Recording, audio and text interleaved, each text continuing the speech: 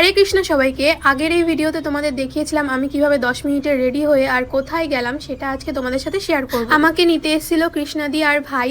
তারপর আমরা বেরিয়ে পড়ি, আর কোথায় যাচ্ছি সেটা দেখার জন্য পুরো ভিডিওটা দেখতে হবে কিন্তু।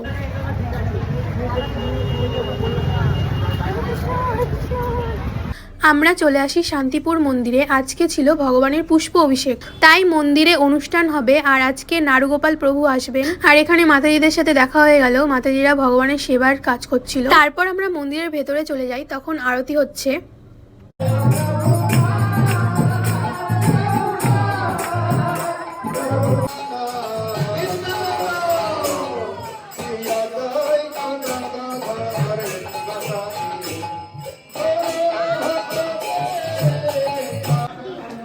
ভ্যানটা একটু চালিয়ে দেবো।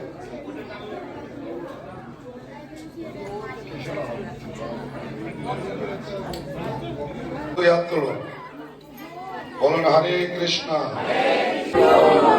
শ্রীমুখে আমরা এখন ভাগবত কথা শ্রবণ করতে পারবো। মায়াপুরে বিভিন্ন সেবায় এই কৃষ্ণ ভাবনামৃত প্রচার করছে।